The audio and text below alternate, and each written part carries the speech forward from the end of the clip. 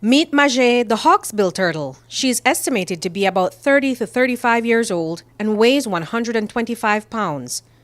She was discovered along the beach in Gales Point, Manatee. Today, she's resting on the Manatee Bar Beach and getting ready to go into the Caribbean Sea. It is a journey that will be tracked with this little tracking device. This small piece of technology, worth a couple $1,000s, will be transmitting valuable information for conservationists and researchers to monitor this critically endangered species. Tagging these turtles to get, as I say, data on their migration pattern to see how far they will go and if they go in different countries, because you know they are critical in danger. And we're learning from these turtles the clutch size. The reason why we are doing this because if these turtles would say will go in another country and they don't return back to our beach, and that continue happen, we will not have turtle for future generation. And to get that valuable information, this device is secured on top of Maje's shell, which will help to provide data for over 2 years. It is a simple and easy process. One person holds the turtle in place while the satellite tag affixed with a marine-based epoxy. Once that dries for a couple of minutes, another layer is applied to firmly secure the tag. And for Maje's journey to be tracked online, a tag is placed under the folds of skin in her neck so that a number is generated and she can be identified. Dr. Todd Rimkus of Marymount University in the U.S.A. explains how it all works. We send her off with the satellite tag. The satellite tag is then communicating with satellites up in the sky and positioning her and telling about her migration patterns, her resting locations, and where she might nest again for the second, third, or fourth time this summer. So the tag picks up data once she comes up for air. How does it work? Every single time that she comes up for a breath, very quickly the tag dries, and when the switch is then opened and it turns on the tag, and the tag sends all of its data up to the satellites for the past time that she's been underneath the water, and gives her location at that point. And then once she submerges, it goes off again until she comes back up for the next breath.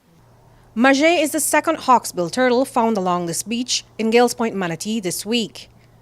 While her species face the threat of becoming extinct, it is reported that this beach has the highest concentration of nests and the biggest population of the hawksbill turtle in all of Belize and the Caribbean, thanks to the conservation efforts that started way back in 1990. These are just 2 of the 6 nests that Andrea and his team are monitoring and protecting. What I want you to do, look at this nest. Good. Normally, what the turtle will do, it will just come here and will try to scoop up and dig with the black pepper and scoop up and cover the egg. If you find a body pit where you think they lay the nest, you will have to look first to find the eggs. If you find the eggs, then you use the wire mesh and you cover it. And then you try backdate it. If you don't find it the exact time it lay, you could assume more or less if it's a month or a few weeks by looking at the eggs. You give it like, if the hawksbill, you give it like 60 days to hatch. After that 60 days, you go back and you count all the entire egg after the hatch to get your accurate clutch size. Now a hawksbill could lay anything within 175 to 180 eggs. So you look at the clutch size, and then you will the clutch size will almost tell you the age of the turtle. Also, you could assume it.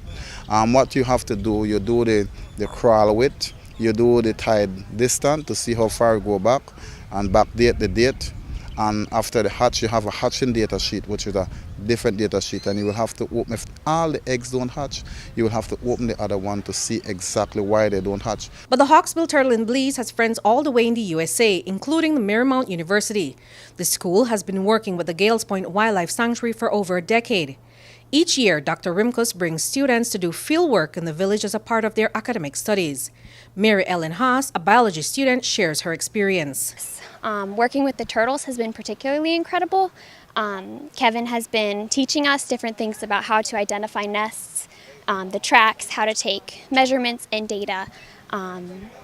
It's been a tremendous experience and we've greatly enjoyed it. On my own, I've personally done some research in Dr. Rimkus's lab as part of our honors program.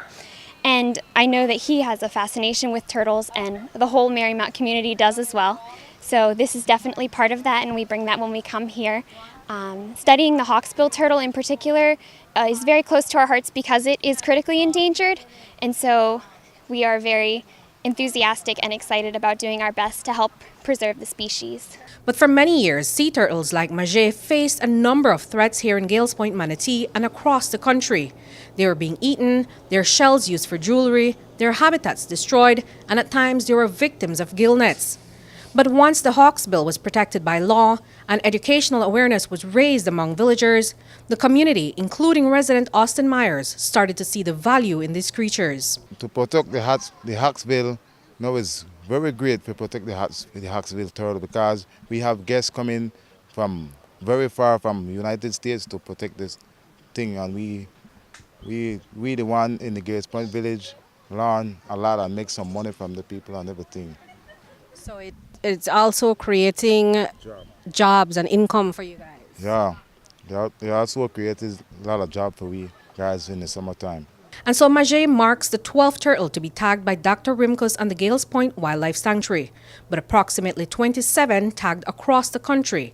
And as Dr. Rimkus explains, the data gathered over the past decade is helping these sea turtles thrive in Belize. The data that we're collecting is fantastic. It is showing wonderful patterns of migrations and where all the turtles are finding really nice places to hang out right off of the shores and near the reef. And great feeding locations. And so fisheries and Mr. Gongora at fisheries has been fantastic as to getting us our permits and letting us allow them to have a look at that data to help influence maybe how fishing and shrimping happens in Belize to protect those sea turtles, make sure they're not getting snagged up in those nets. And so today the students gathered on the beach to see Maje make her way into the Caribbean Sea. And while they don't know when they'll see her again, they will know exactly where she is traveling to, where she's resting, and where she's laying her eggs. Thanks to the satellite tag, everything will be logged online. Reporting for News 5, I'm Andrea Polanco.